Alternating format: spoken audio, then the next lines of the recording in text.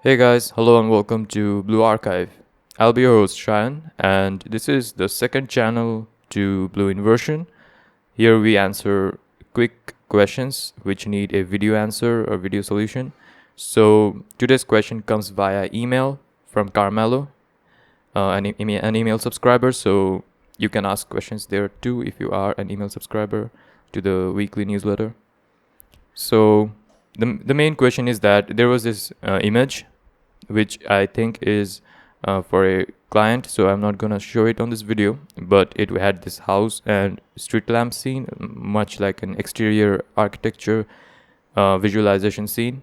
And the question is that the clear sky which the reference had to be switched to overcast, some fog and light in the lamp and inside the windows. So volumetrics, I guess. So I'll be diving in and quickly show you how to set up a volumetric in Blender.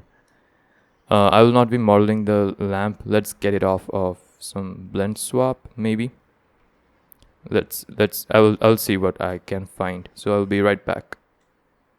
So this is what I got off of blend swap. It has a public license, public domain license. So anyways, this is not the focus of the tutorial. I'm just going to show you how to set up some volumetrics. Before that, the changing the clear sky to an overcast. For that, what you need to do is go on to the world tab. Next to the color, there's this button, and then you can select environment texture from here. So basically, what we're going to do is we're going to use an HDRI for this, and for the HDRI image, you can go to hdriheaven.com. You can find royalty-free, high-quality HDRI images there. That's what I use, and a lot of people have been using for a long time. So big shout out to them. So I'll be selecting one overcast HDRI from the library there, and I'll be opening it from the HDRI folder I have on my PC.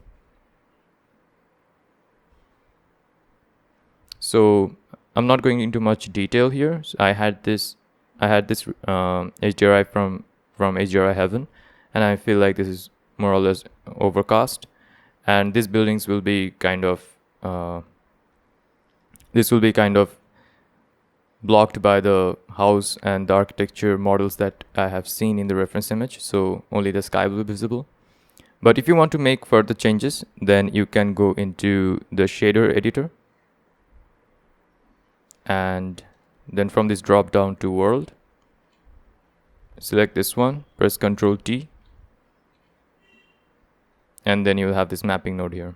And using the rotation, you can change the orientation of the HDRI. So in that way, if these background buildings are still visible, then you can just shift it so that only the sky is visible from the view angle of the camera. Now for the fog, what you'd like to do is, since you are going to add a volumetric light effect, so the world HDRI that we just added, you can find the strength value here, has to be a little bit dim, so that so that the street lamp is powerful enough to be appreciable in the final render. Otherwise, the world light is going to take over. So there will be no point in doing that. First of all, I will switch the render engine to cycles, because volumetrics is the best in cycles. Although you can do the same with Eevee with the same procedure, but it's much better to do it in cycles. You'll get much more believable renders. So this blend swap model already has a glass shader, and I guess you have the lamp already set up, so you will have the material set up as well.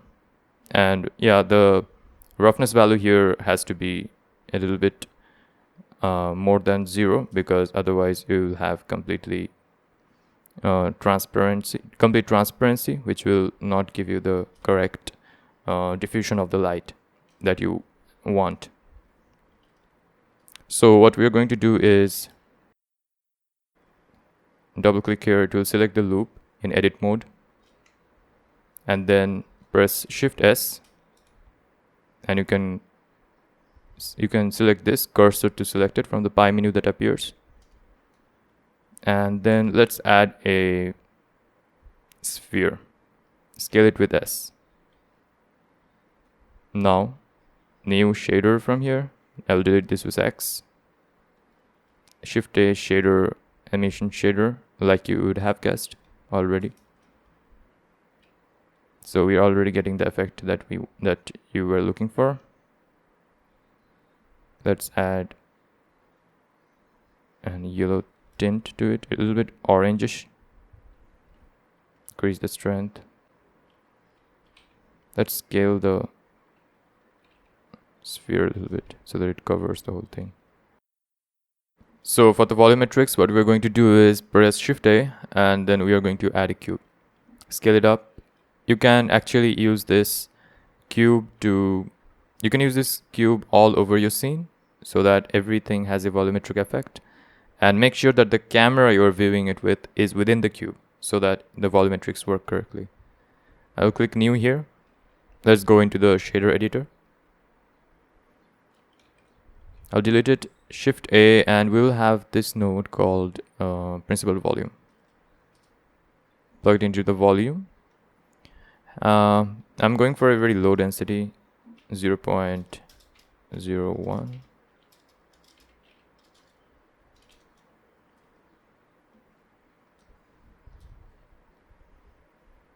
Now, as you can see here, I have made changes to the glass shader.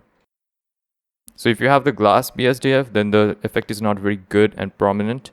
But in order to replicate that fog glow kind of effect inside cycles, I have this setup: a transparent BSDF mixed with a glass BSDF, and the mix factor is a is camera ray from light path. What it is telling Blender is that this glass pane will be transparent to everything in the scene, but the camera will see it as a glass BSDF. So that serves our purpose because we have the glass effect and also the little fog glow kind of effect around the lamp. You can actually dim the HDRI more so that you can see it properly. And let's have some more viewport samples. And then you can play around with the density of the volumetric shader to get a desired effect. You can increase anisotropy, then the directional light effect is more and more prominent.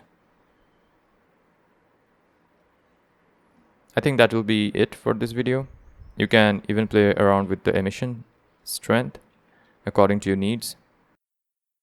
And same with the windows for your buildings can be done in this way. You can place an emission object behind the glass. Use this glass setup for the windows, and then you can get a similar kind of effect there.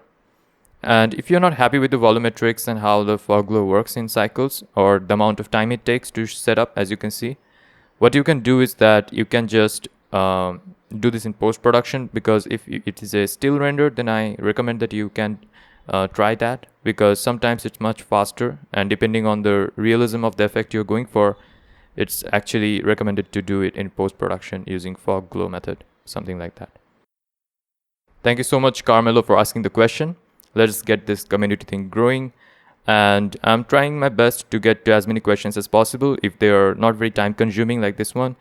I did this in one sitting, so it's not as high quality as the tutorials that I have been making for the Blue Inversion primary channel, but I'm trying to get to the narrow specific questions like this with this channel.